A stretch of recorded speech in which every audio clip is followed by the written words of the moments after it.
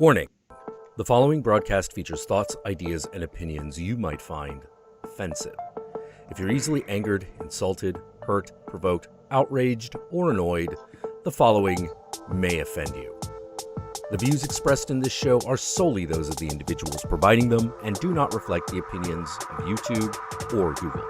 So please, don't flag this video. Viewer discretion is advised.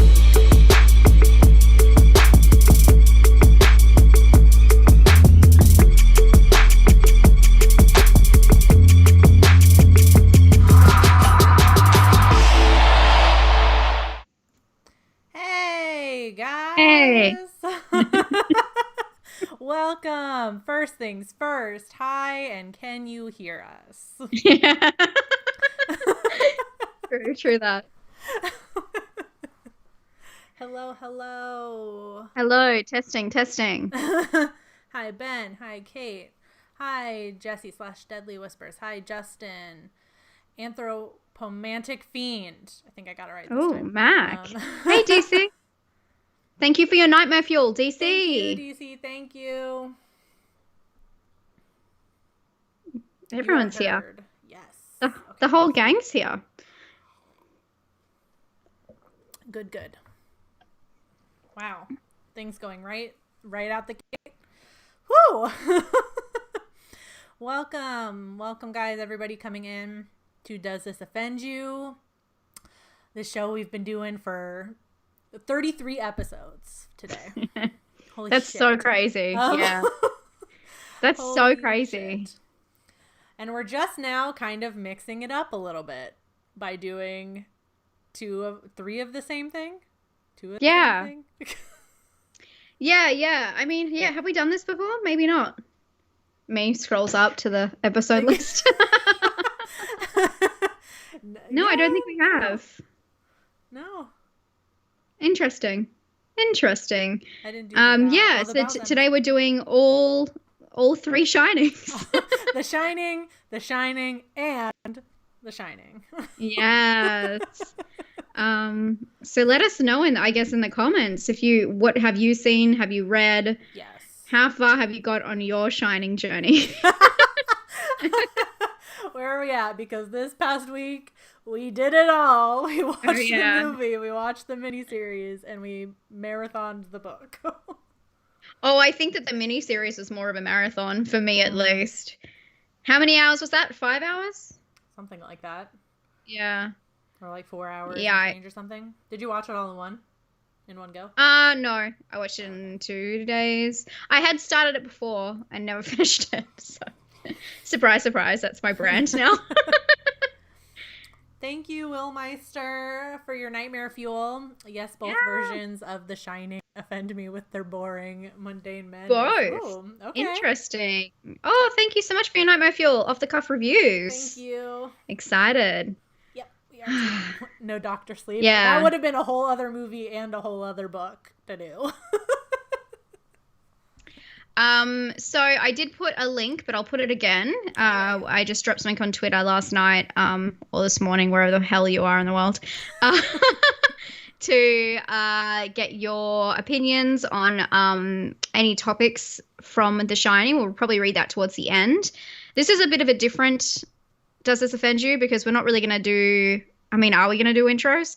Because we're going to kind of bounce around because it's all got to be compared and contrasted. There's no real way to talk about one aspect without talking about everything else. Oh no, Sean has entered the chat. I saw that and I got so relieved. So if we make a mistake, Sean will really? Very nicely correct us, I'm sure. He's going to be scoring us. Yeah. I'm scared. Okay. Where did we say we were going to start? We did talk about this. We did attempt. Oh yeah, that's right. I gotta pull up my notes. Yikes. Hold on one sec. Not me forgetting to pull up my notes. Well, not that. I just can't block you to turn off my notes. That wouldn't be nice of me. I think we said we were gonna start with the book. Okay. Because I mean that's what started this all, didn't it? Yeah, for sure. I guess if you don't know, The Shining is a story about a family that, you know, a husband and wife who have a young son who go, and this is just like the overall story. This isn't one aspect. Oh, thank you so much for your sacrifice. Blood flag sacrifice. Now I've really mixed them up. Nightmare fuel. Thank you. I'm so used to it. Thank you so much, Raiders. Kubrick's, what do you say? Kubrick's version is offensive to good taste, of course. Raiders, infamous. He has the infamous taste. Alex, yeah. So it's about a family that go to look after a hotel, and I mean, from there it's up to interpretation, depending on what version you're looking at. Yeah. You know, whether it's haunted or possession or he was always abusive. Anyway, he has demons. They come out, and the hotel does not help. That's probably. They all share that in common. I just want you guys to appreciate that Emma did that off the cuff, because I did not write a summary, because I figured everybody knows what The Shining's about. I'll just leave it. I think everyone probably knows that I did that off the cuff as well. Did you want to? I don't want to steal your notes, but up the top you have when everything came out, so maybe that's important to reference. Oh, yeah. I just thought, in case we got lost, which is likely in this episode. I just put a little timeline, just if it matters for anybody, when everything came out. The book was originally published in 1977, and then Stanley Kubrick's film was released in 1980, and then finally Mick Garris's miniseries, which was written by Stephen King, which we'll get into, was released in 1997. Yeah, so very long time. Yeah. The series. Can you believe that series came out after the movie? That blows my mind. The quality differences, it just blows my mind. Yeah. I mean, we'll get into it. There's the miniseries, man. I tell you what. Mm-hmm. Okay. So the book. The book. Okay. I think we should go with your notes first on that one, because you kind of have a nice little checklist of all the stuff going on in there, wherever it is. Oh yeah, notes are all over somewhere. The place, you guys. Other theories? Where did that? Are you highlighting it? No. Okay, here. Thank you. Okay, so as I was reading, I listened to the audiobook. I had read half of The Shining before, believe it or not. I do that. I like to do that with books. Read half of them. Name one other book I've done that with. And yeah, the book. I think people don't realize how, because I see the difference in the vibe, or what they feel is the vibe in the Kubrick version, that they forget how intense the book was, and that it also had some pretty, like, really dark stuff. And I think people get so shocked at the Kubrick version that they forget that I think the book is almost has more taboo moments. So in The Shining, the book, I mean, I guess trigger warning for what I'm going to talk about. There's a lot. I don't even know where to start with these trigger warnings. There's self-harm. There's, I don't know how we say that word without, whereas I'll highlight it for you. I don't know how to say that. No, this one. Without, I don't know how to say that on YouTube. I'll just say the P word. P word, I think people would understand. Okay, yeah. Yeah, there's the P word. I'll put it into context if you don't understand. Yeah, I think that's pretty much what I've got here. But yeah, so the main thing is through The Shining and Danny's shining in the book, he learns about suicide. I guess I'm just going to say the word. He learns about suicide, and because he hears, other people's thoughts, and it's a lot about contemplating life as well, which, I mean, that's quite a Stephen King-esque, that's in all of his books, really. But it's very intense compared to what we see in both of the on-screen personas of Danny. But the main thing that really shocked me about the book was the story of, where is his name? It's the story of Paul DeLong. The monkey is here, Paul DeLong. So in the book, we learn that Jack had a story, because he's a writer, had a story about a P word person, and how he wrote this story, and how he sympathized with him because this person being a P word was, I don't know why I can't say the P word, but can say the S word. But anyway, was the result of poor upbringing. This is a quote directly from the book. His favorite story sold to a small southern, Maine magazine called Contraband for copies was a piece called The Monkey is Here, Paul DeLong. It had been about a child who committed suicide in his furnished room. The child I'm reading this so bad. The child's name had been Paul DeLong, Monkey to his friends. Jack liked Monkey very much. He sympathized with Monkey's bizarre needs. The bizarre needs is what gets me. I'll type it in the thing. I don't know why. I just feel weird. Everybody's guessing though. What is P word? Pomegranates? Push over. Yeah, I put it in the thing. I don't know why I can say the S word. I just feel like the P words is going to get completely flagged straight away. Yeah, that last line, that he sympathized with Monkey's bizarre needs. Yeah. Sorry, I totally butchered that whole thing as well. So sorry about that. I might put that in the chat just so people can see it. Yeah. But yeah, I mean, where did that come from? And it's like, it's never really, no, you guys, it's not really touched on again, but it's like, yeah, go ahead and copy and paste that in there. I mean, the way it's written though too is strange because it's King. Sorry, King. Yeah, it's that part. It was just one of those things. Like, I can see why that was left out of even the miniseries too, which King had a part of too. The miniseries and the movie, like that being taken out. Although people do have theories about that with Kubrick's version, though, with that being something that is like underneath the surface, that Jack molested Danny. Yeah, we're just gonna say it. Just gonna go ahead and say it. It's okay. Yeah, and I mean, yeah, I've got that down in my conspiracy section as well. Like, that's it's so. Yeah, I feel like people take that out of the movie more than they do the book, but it's just odd. Because I can understand them having something that is about his alcoholism or addiction and him sympathizing with the character, or something abusive. Yeah. And I mean, yeah, that is abusive, but it's a whole different level, and it's a whole different subject that they just decide to just. I don't know. I was listening to it. I was like, "Excuse me, what did you just say?" Yeah, it's a lot. It's a lot. Yeah. And then, okay, the other things, I probably should have saved that to the last of my list. I don't know if you felt this, but Stephen King refers to Wendy's breasts so much in the book. Did you notice this? Yeah. Yeah. Okay, I'm not a fan of the way King writes about women.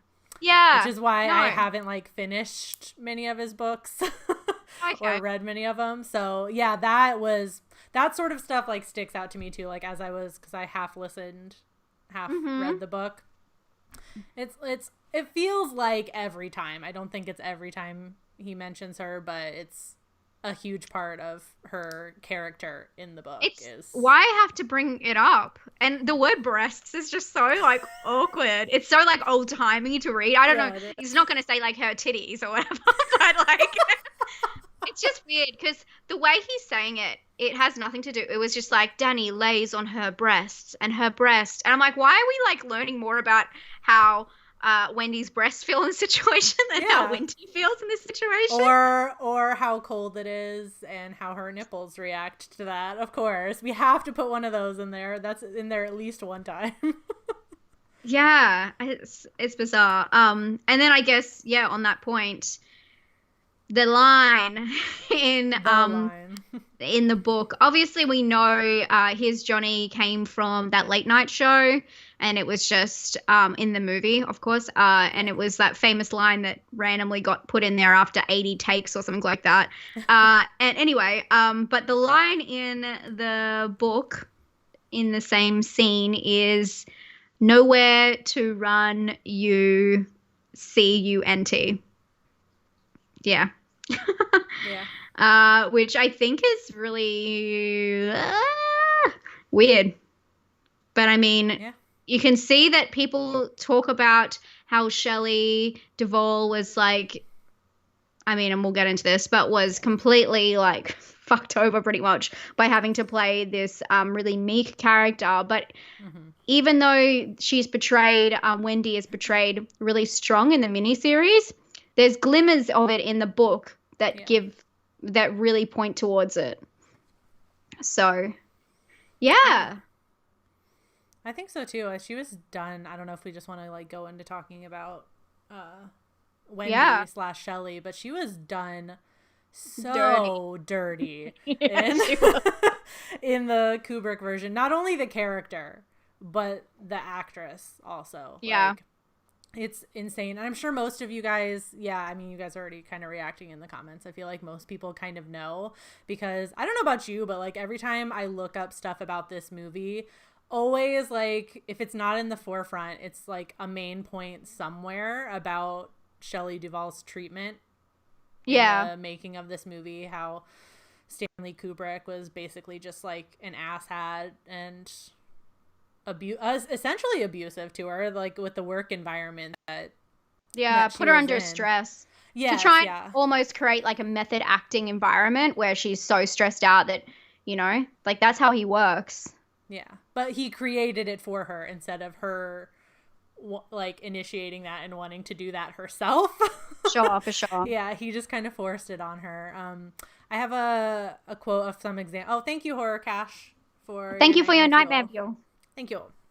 I said it right. So I guess Stanley Kubrick's daughter, if I remember correctly, Vivian Kubrick, was like allowed to make some sort of like behind the scenes documentary, the making of The Shining. And I guess she confirmed in that documentary that Stanley Kubrick deliberately bullied Duvall in order to enhance the insecurity of Wendy Torrance, as you said. He can even be heard in the film saying to other crew members while she is standing right next to him, "Don't sympathize with Shelley." Kubrick would often put intense pressure on Duvall, saying she was wasting everyone's time on set, basically that all of her ideas and suggestions were worthless. And I feel like every time you look up that actress as well, it's like that's always like in the forefront of like her, I don't want to say like her downfall, but like her decline in like mental health. And there's this really like just sad and bizarre interview she does with Dr. Phil. I don't know if you guys like saw, like of all people, like Dr. Phil.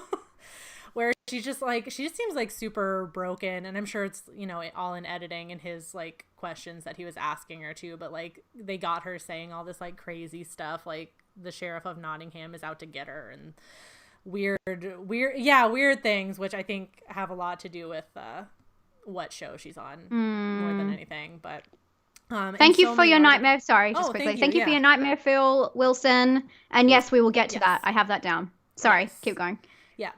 Oh, yeah, I was just gonna, wrap up saying that's cited as one of the reasons for her, like, decline in mental health is her treatment on this. And it's, like, every time you read about her, it's, like, her fall from, you know, being this, like, starlet. Because she was in this and, like, Popeye in the same year, I think. And really, really sucky and sad. I heard that her hair fell out as well. That people on set witnessed her hair falling out. I think I read that too. Like she like showed it to Kubrick to like this is what like look at me. Goodness gracious. Yeah, it's just insane. I think I have a couple on her, but I think it's important. You said here, I don't know if you just want to say that because it kind of leads into what I have to say anyway. Oh yeah. Excuse me.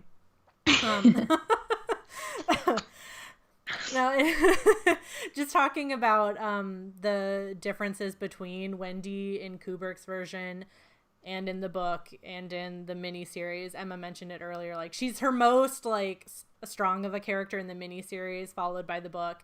And in Kubrick's version, she just seems like mousy, a little bit ditzy, kind of just subdued character. I feel like the dynamic between Wendy and Jack in Kubrick's version is like she's in an abusive relationship, like 100% the first time you see her. And in a Rolling Stone interview with Stephen King, when he was talking about Kubrick's film, he said, and I quote, "The movie is so misogynistic. I mean, Wendy Torrance is just presented as this sort of screaming dish rag." Which I know you were not a fan of. I mean, I don't think he's wrong in the first half of that with the movie. But how can you say that as a sentence? But like the second half of that, yeah. he started off so good. That's so fucked up. Sorry, saying that a woman is a dish rag is so messed up, even if it's like a character. I think that's so messed up. And it's also saying it like it's her fault. Anyway, let's get on to this. I did write in my notes that when Vicky touched on this on hers, I've seen the dish rag. My issue with the dish rag thing is I've seen other people use that, and I was listening to a podcast. I'm not going to name it because I don't want to give them hate or anything, but I was listening to a podcast and someone repeated that as if it was their own description, that Wendy is just a dish rag. And I'm like, I had to turn it off. I was like, dude, this is not it. Like, this is not the way. You can't. Yeah. Anyway, I just think that the way that's being repeated is just poor language, and I'm probably the worst person to say that. So I guess the other thing that probably the worst thing that Wendy is called in the movie for me is a sperm bank. I don't know if anyone else picked that bit up. That was highly offensive to me, and everyone just, I guess, forgets about that. I think that was really weird.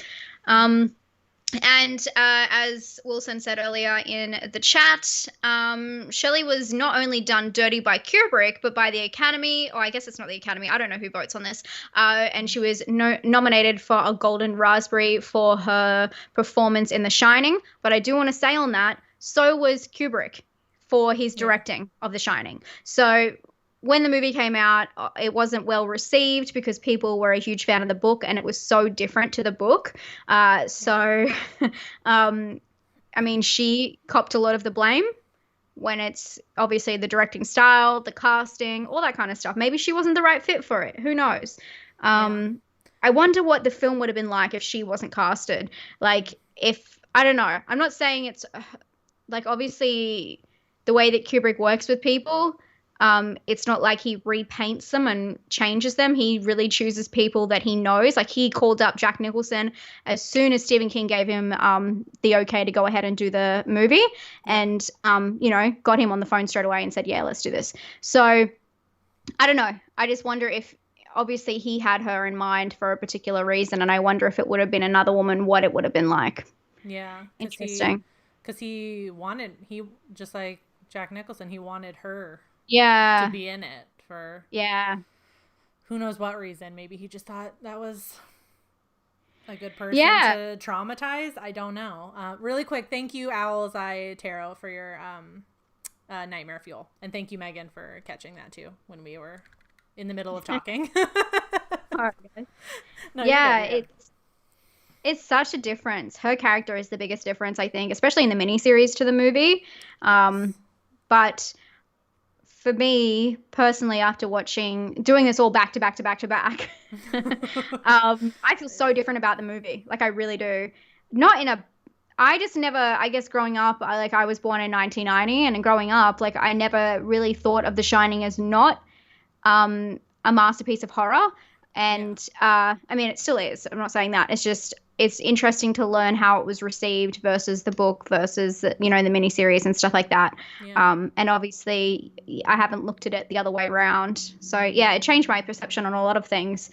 But yeah, awkward. Where do you want to go from here? I mean, we can touch on the what you have right underneath it, since we're kind of the family dynamic, I guess. Yeah, that kind of goes into that. Yeah. So I was trying to pick apart some like differences, some really blatant contrasts between the book and the movie. And the miniseries. In the book and the miniseries, they put a great emphasis on the love between the three, the father, the mother, and Danny. And this obviously plays into the end of the miniseries where there's the boiler scene and like Jack's coming in and out of possession. His face is turning. Oh my God. Can we just talk really quickly about when he falls into the abyss and he's like in... Do you remember that shot? Yeah. It's like a black screen and he's like, ah! It's like the funniest thing I've ever seen in my life. Oh my God, it's so bad. It's so bad. Oh my God. Like fucking Buck Rogers going through space.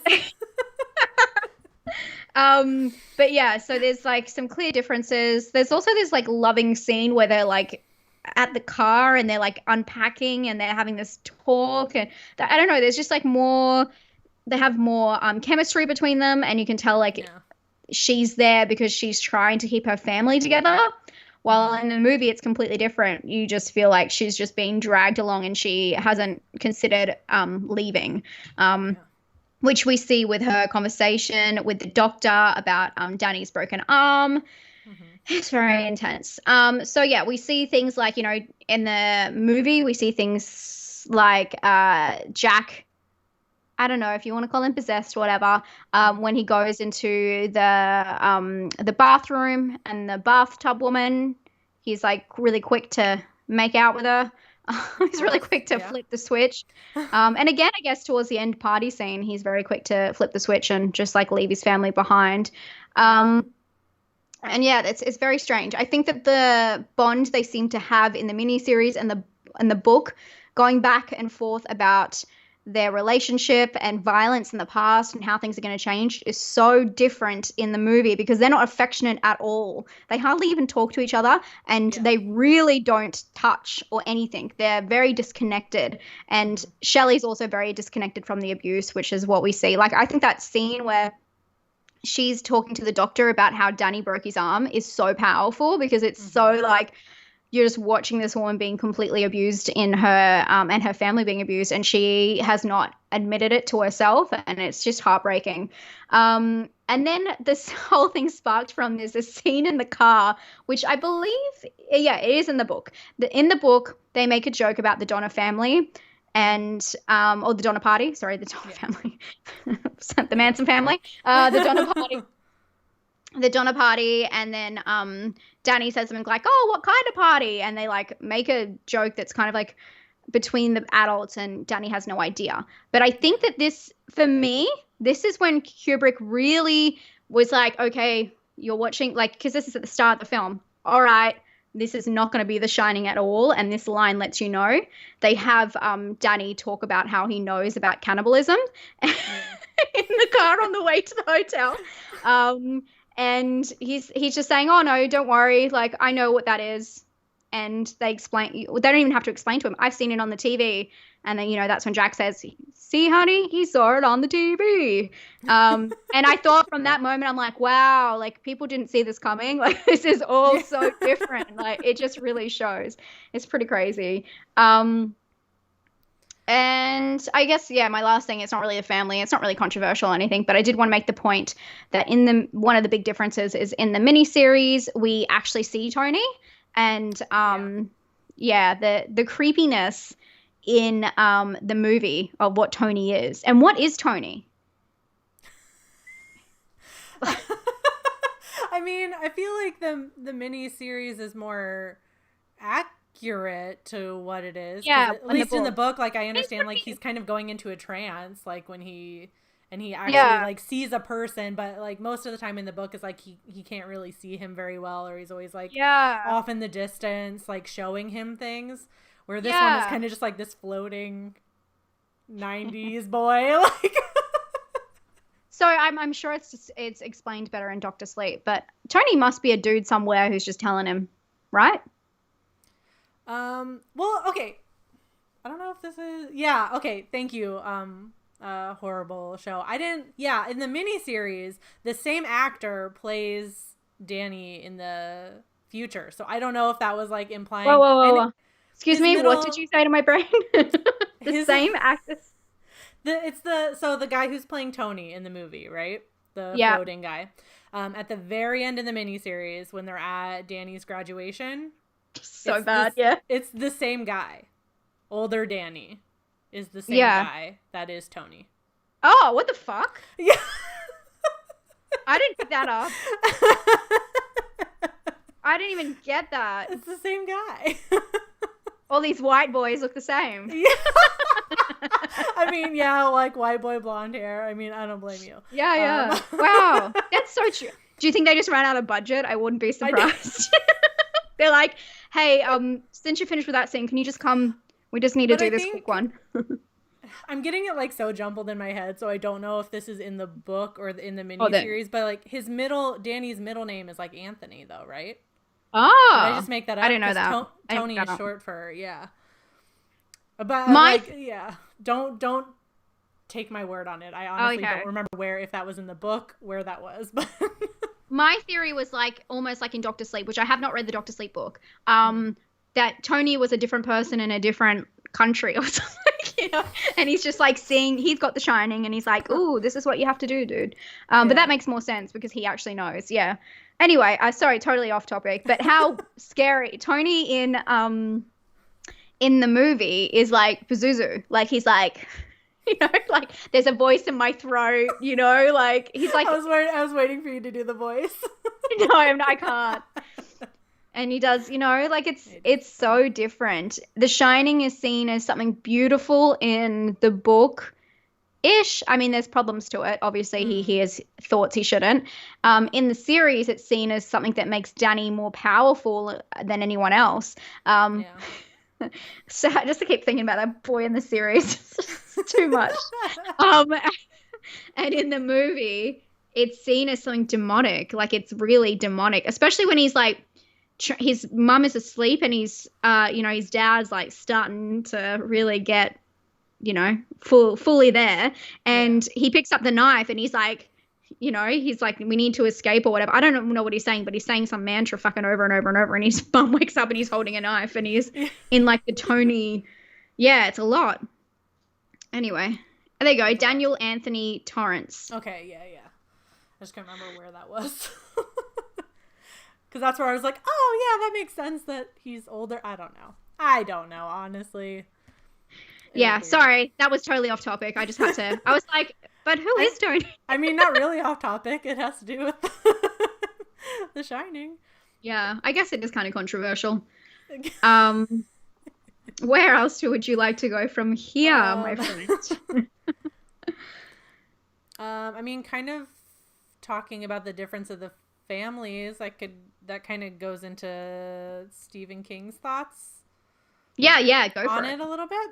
Because, I mean, I'm sure you guys all know that our man Stephen King has feelings about Kubrick's The Shining. The man didn't like it so much that he wrote and produced the 1997 miniseries. Like, that's that's how much he didn't like it.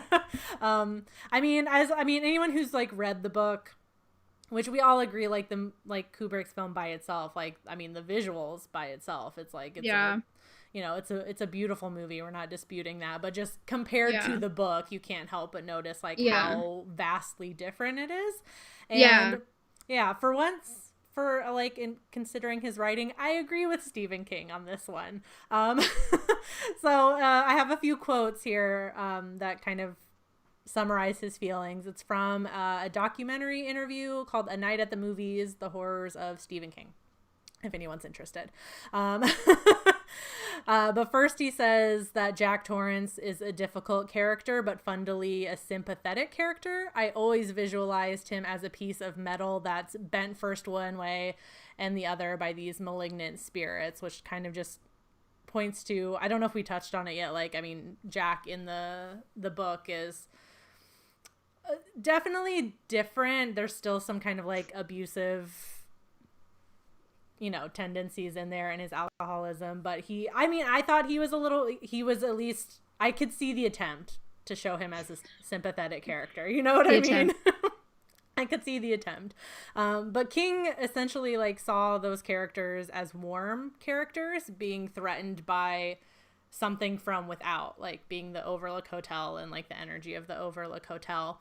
And he says, and I quote, "The film is extremely cold. Stanley Kubrick saw the haunting as coming from Jack Torrance, where I always saw it from the outside." He also concedes that the images of the film are striking, but that's surface, not substance, is what King said. Quote, "Like a beautiful car that has no engine in it," is how he... Okay, so... I agree about the warm I agree and cold thing. Yeah. But I think that the things that he does not like about it are the things that people like about it. That's exactly what it is. People love... Yeah. The coldness, the atmosphere. That's what people love about The Shining. That's what I love about The Shining. Especially someone in the comments was talking about all the inconsistencies with continuity and picking apart all the things. We'll get to them. Reaching for all the things in the background. Everything seems off. And that's what The Shining is about. Everything is just icky. It doesn't feel...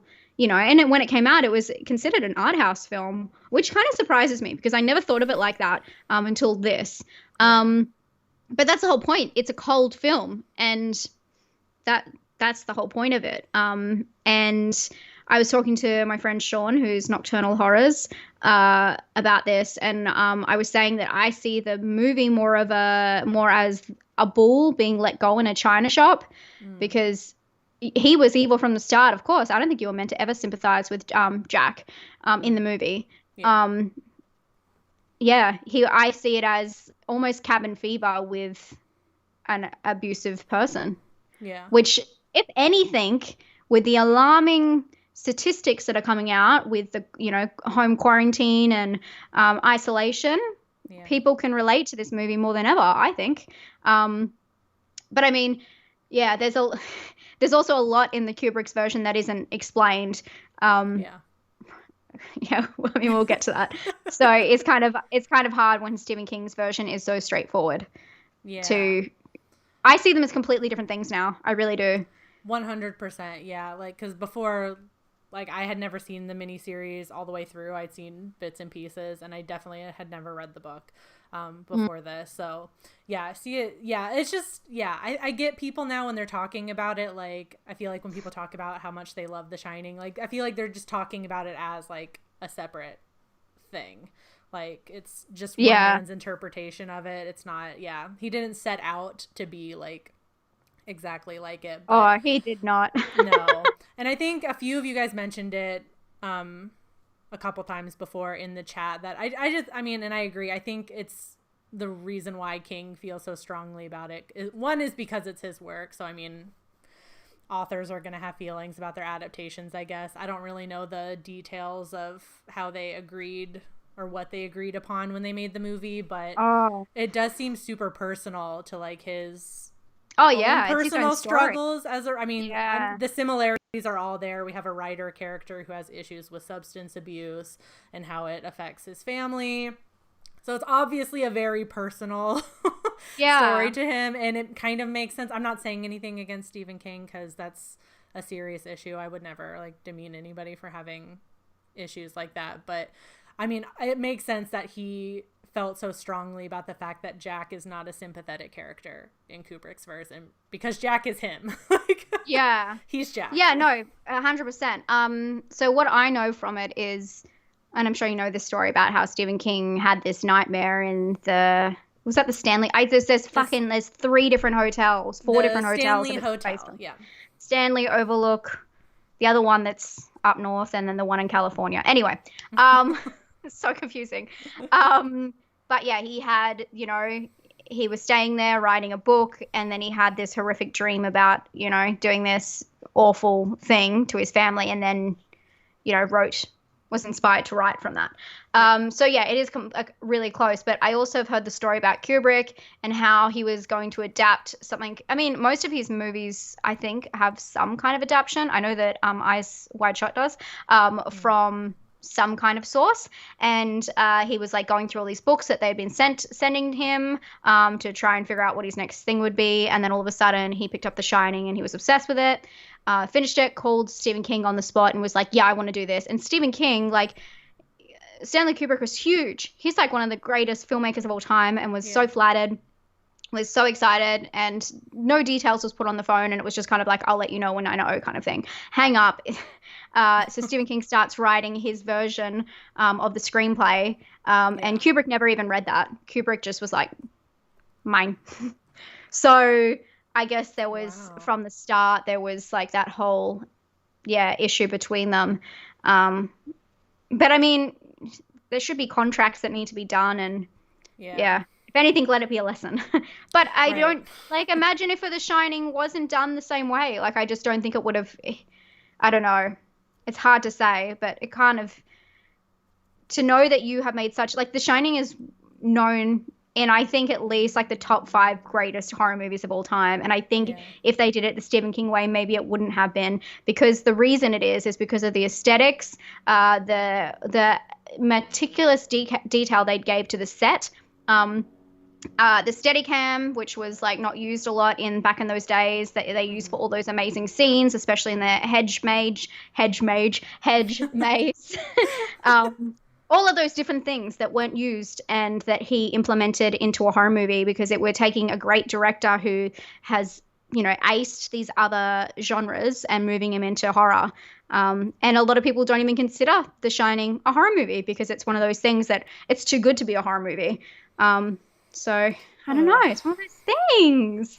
It's just one of those things. What else we got here? Yes, I want to believe Stephen King wrote the script for the miniseries. He did. Yeah, to answer your question, yes, he did. That's why the hedge lions or whatever were in it. If you see the lions. That was just one of those things. I loved those scenes in the book. I thought the hedge animals were so scary in the book, and then man, the miniseries really was like, cool, I'm a baby for thinking these are scary. I thought it was so funny, because there was a couple of times where they think that they see something, they're like, no, I didn't see anything, and then I had to rewind. I'm like, no, they didn't see anything. Like, they only keep this like they like pretend the same shot or something. Yeah, and I'm like, oh, they do pretend at first, and then they do these over the top CGI, and I'm like, well, which is it? Are you gonna pretend like you're not seeing something that's that? Whatever, you know what I mean? It's crazy, absolutely crazy. I have a few things here about the reaction. So as I said before, Kubrick was nominated for a Golden Raspberry for The Shining. Yeah. For his directing, again, because of backlash from people who love the book, which I totally understand that. And yeah, I put down here, it was pretty, I mean, I've touched on this, pretty crazy that we were both born into a time where The Shining was known as a masterpiece, but apparently it wasn't always this way, which I thought, it's just so crazy to me. And in the documentary, oh my God, yeah, we're going to have to talk about this documentary now. In the documentary Room 237, which I'm sure a couple of people in the comments are a big fan of. Oh, here we go. Ben just put it out. Ben, reel it back in, which I'm not a fan of this documentary. I think, I mean, it's cool when people give their feelings and stuff, but when they're reaching and they're presenting their reaches as facts, I've never seen so much reaching in my freaking life. I know, I'm sorry, I couldn't, I'm sure you guys like it, but I couldn't take that documentary seriously. I couldn't get all the way through it. So in the documentary they attribute the success of Kubrick's version to the generation who came after the book. You know, we're all yuppies, we don't know anything. We don't know anything, but we know good cinema. That's all I have to say. There you go. Do you have other stuff before we get to the end? I was going to say, do we want to talk about the theories? No, I think I hit all mine. Oh, wow. Yeah, I think so, yeah. Hopefully this has been concise. Yeah. I mean, we're already in the craziness that is Room 237. Okay. Hit us with the theories. Okay, let's go to the theories and then we'll talk about the controversial ending. Yeah. Or should we start with The ending? No, let's go to the theories first. Because people are already talking about it. So there are some theories that are talked about in length in the 2012 doco Room 237 or Room 200, whatever. You know what I mean? Where a bunch of filmmakers and film enthusiasts talk about the film from their point of view. And that is very important to say because it's from their point of view. Just like if I watch, say, I'm a little bit of a plug, but watch the Poughkeepsie tapes and I have a point of view from working in the media, it will change my point of view of the movie. I think that's really important because they have like historians like talking about the Holocaust and all this kind of stuff. And it's very much things that they're trying to, because the film is so ambiguous, I feel like they're trying to like pick things that they relate to. Just like if you saw a movie and there's like two point of views, there's the man and the woman, maybe you go more in the perspective of the woman, all that kind of stuff. And Kubrick's films are very much like that. All of his films show like different perspectives that you could take. So I think that's important to keep in mind because this is all from their point of view. These are things like the moon, the faking of the moon landing, which I'll give it to them. This is the issue. If you watched our cult episode, I'm this close to joining a cult and like surrendering my body and my mind because it's just too much sometimes to have free will. So when I watch these things, I need to go, Emma, remember, this is not real. So the faking of the moon landing, that was this close. The faking of the moon landing, genocide, the Holocaust, society's obsession with sexuality, which is such a weird, when they say there's like this theory that when he goes to shake the hand of is it the hotel owner? Sorry, I've forgotten his name. The way he's standing in the desk is meant to make him look like he's having a boner. It's just like, if you want to read someone's crotch standing like next to a file as a boner, I don't know what to tell you, but you might need to take care of yourself a little bit better. It sounds like a personal issue to me. My main point is that people are convinced that this is anything but a straightforward film. And when I first saw the movie, and we'll get to the ending, but I was never confused until I started reading the book and watching the miniseries. Now I'm confused. Thank you, yes. And I guess the biggest theory that we have is something we touched on before about Danny's abuse. Something that's also brought up in the documentary is the missing connection for the book for the dog man. I put dog man, bear man because people call it either or. But it's a reference to the book that people get confused about. And people have put together that these theories, like the fellatio scene, infers sexual abuse towards Danny, and they put this together with his blackouts, which I think is, I get you, I can see, I can reach too, with a little bit of reaching, because obviously Danny has these horrific blackouts and then he wakes up and he doesn't know what happened. So people put that together, which those are the main ones. I couldn't get too far into that documentary because my mind was being erased before me. Yeah, it was a lot. When was the last time you watched it or attempted to? Oh God, years ago. I think I told you I was done with the can of whatever the fuck in the pantry when they were going on for 20 minutes. I was like, yeah, fuck this. I'm sorry. I can't watch this. Does no one even just think that it's Kubrick just actually messing with people? Oh, I hope it is. That's the whole point, though. It's meant to feel off. It's meant to feel not right. That's why there's so many, greens and reds, which shouldn't be mixed. It makes you feel uncomfortable, unless it's Christmas. It makes you feel uncomfortable. These huge spaces, these hallways that connect to different spots and don't make sense, rooms in the middle of the building that have windows. Everything is meant to be off because the place is off. And I guess this gets to the ending because the ending is very controversial and it brings forward this idea, and I never got this before I looked into all this, about reincarnation. And I just can't. it's very confusing. So, uh, when I guess we need to explain the last scene if you haven't seen it. Yeah. Jack appears in this photograph. Is it 1922? Please don't hurt me. 1922. Yeah, you're right. party or whatever, and he's at the front like la. And a little bit before that, he has a conversation in the bathroom with what are they called? Waiters, bellboys, butlers, Jeeves. He calls him Jeeves a lot, as a joke.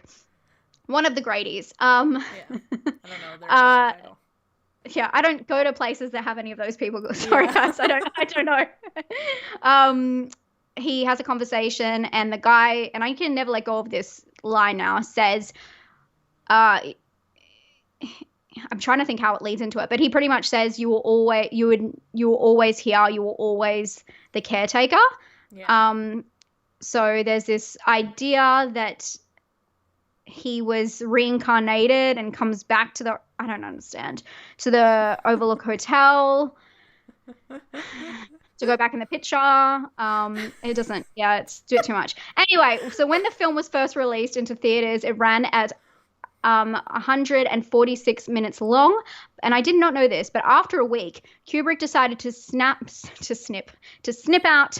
I don't know why I wrote snip. Decided to sniff out the last 2 minutes of the movie, and the projectionists were ordered to cut it and ship it back to Warner Bros. And in this final scene that was cut, there is a meeting between, it's Danny and Wendy, and they're recovering from the shock, and Ullman comes and visits them. And it's meant to, it's more true to the book and the miniseries, I think. Definitely true to the book. And yeah, they cut it out. It said that Kubrick felt that we should see them in the hospital so we knew that they were all right. I think it's better without, because it's like such a climactic like ending. I didn't like that in the miniseries either, when they like showed them, I don't know, having fun afterwards. I was like, we're meant to be like, is this a horror? Like, it's a horror, man. Fuck that. We don't want to see him happy. Yeah. I have photos for this scene just to prove that that's a real thing, by the way. I'm just going to put them in the chat just in case anyone. While you add that, thank you, Will Meister, for the nightmare fuel. Thank you. Oh, yes. The ending isn't controversial.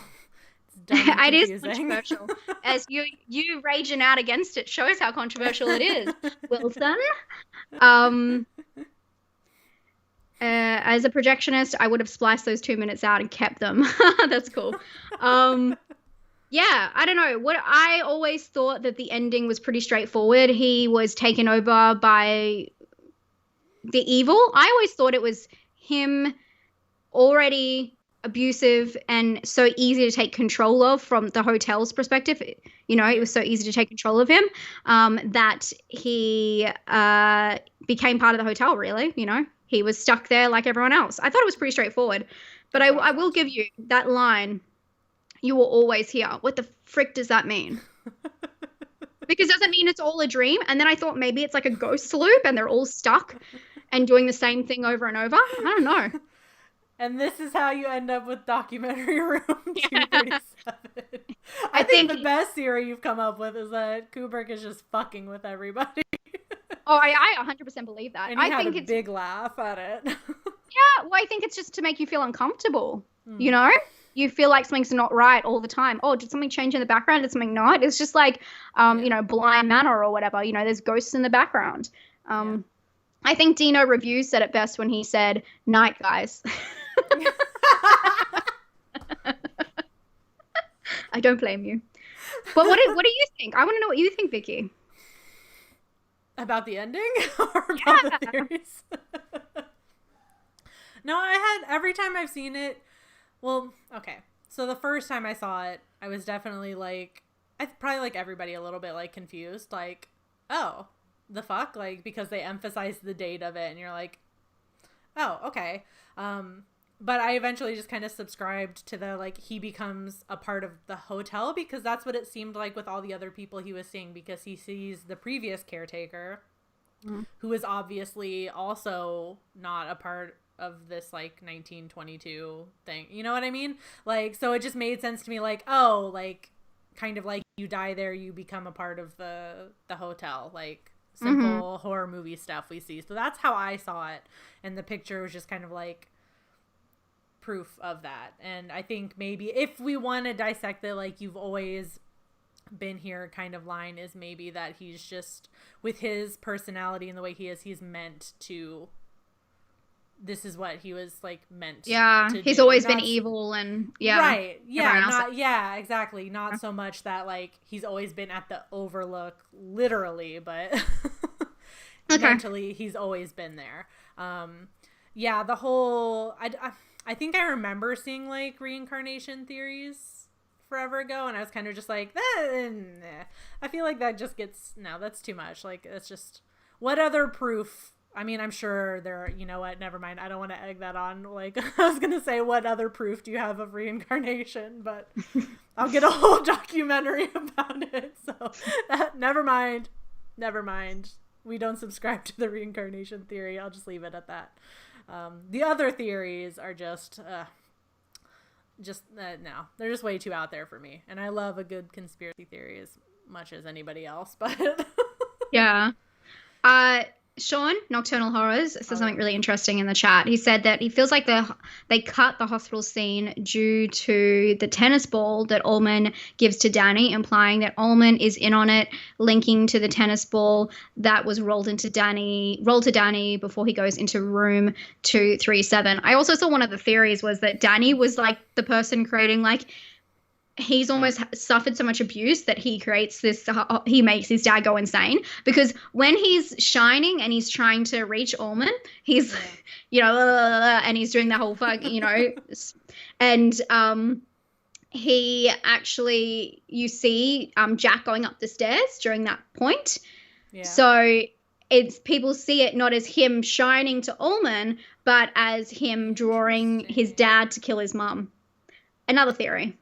Interesting. Okay, that one's at least like interesting. I don't believe that's what's happening, but that's definitely an interesting theory, because it goes with the blackouts too. Like, he doesn't remember what he's doing during these times. Yeah. It's a little bit Carrie, if anything. Like, Carrie's just she can't control her shit. And if someone talks shit about her one more time, she's gonna, and that's what he does, Yeah. It's interesting. Okay.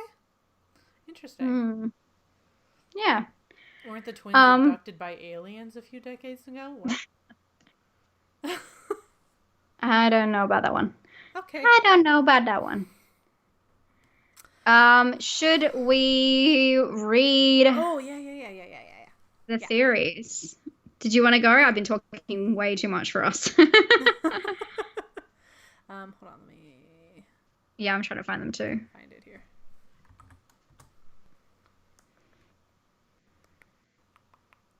Where is it? Oh, there we got 5 comments on there.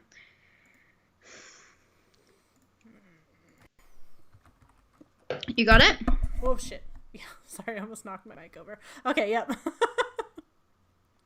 Okay, we got it. Yeah, so this time, as Emma said earlier, we did it a little differently. Instead of asking you which is more offensive, because we're talking about just the same thing over and over again.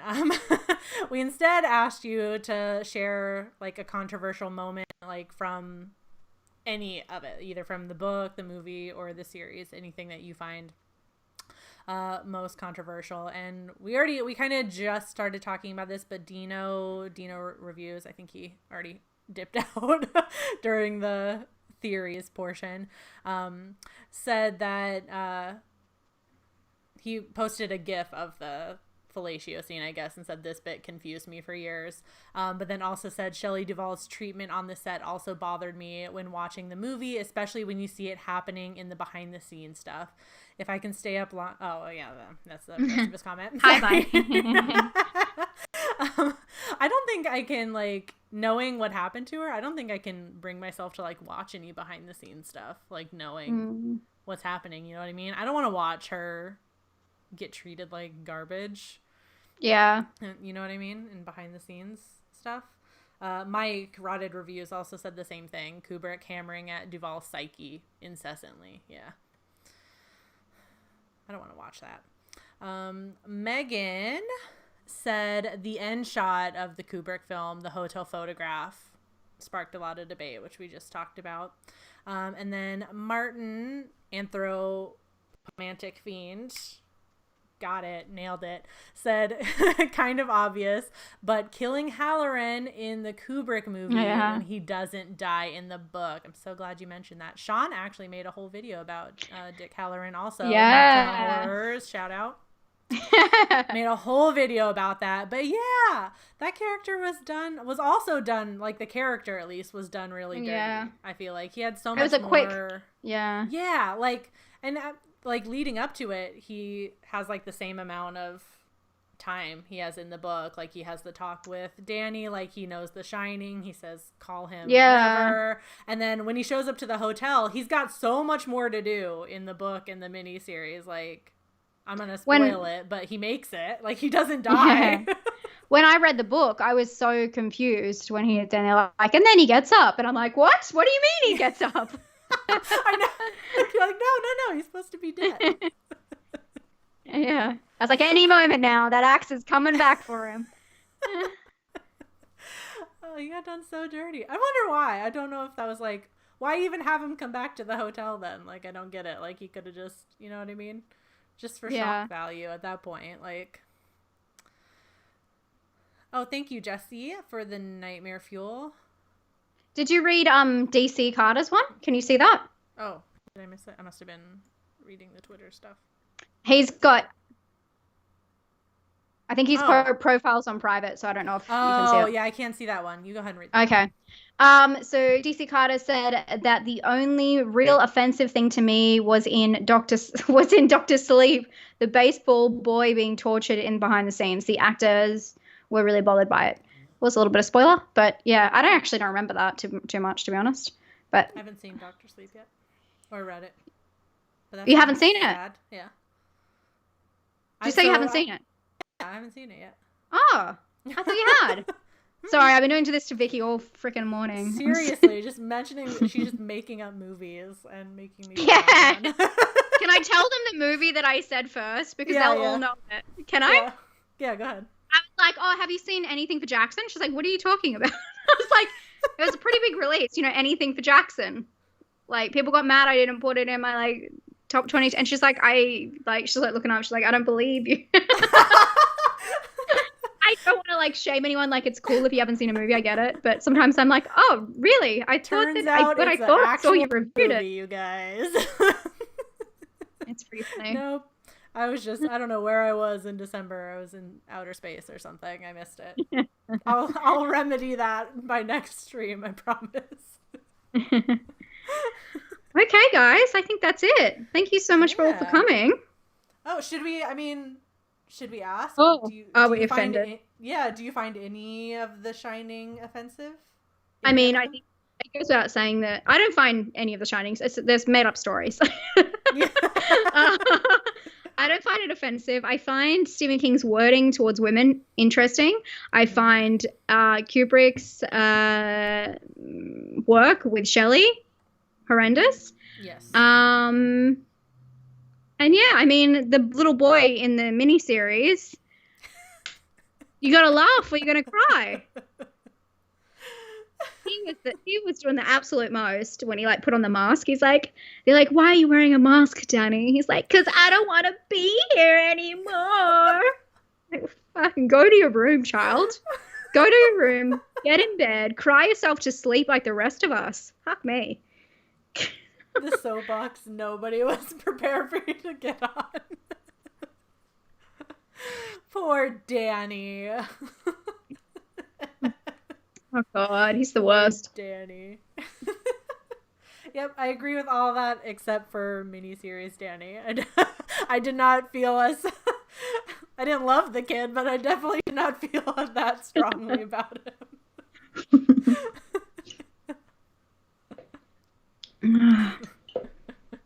Okay. It looks like everyone kind of feels the same. Not offended. Yeah, not offended. The child in the miniseries, yep. Offended by the animal topiary. Yeah, I think that's a one usually most people are agreed upon, I think. I understand that now. That was some pretty bad CGI, I agree. Okay. That's another Does This Offend You? Done. Thanks. I learned a lot. So thanks Yeah. for watching, guys. Thanks for being here. Make sure to give it a thumbs up if you haven't. Appreciate you being here. That was fun. And all of Emma's links are in the description, YouTube, Twitter, Patreon, all the good stuff, There's also a link to the playlist for Does This Offend You down there. So if you want to watch any past episodes, this is kind of the first of its kind, at least on Does This Offend You. So the rest of them are a little different. But if you like it, let us know by hitting the thumbs up button, like Emma said. Yeah. We can maybe do this again. Maybe not Stephen King, but let us know as well. You can always tweet at us or anything if you have any suggestions for Does This Offend You, because we're on episode 33. So I mean, there's still plenty to go, but we like to switch it up a little bit. Thank you so much for your nightmare fuel. Thank you, Annabelle. Thank you. That's a good way to end it. So we'll see you guys next time on Emma's channel. Have a good night or a good day wherever you are. Bye. Now let me click 7 million things to end the stream.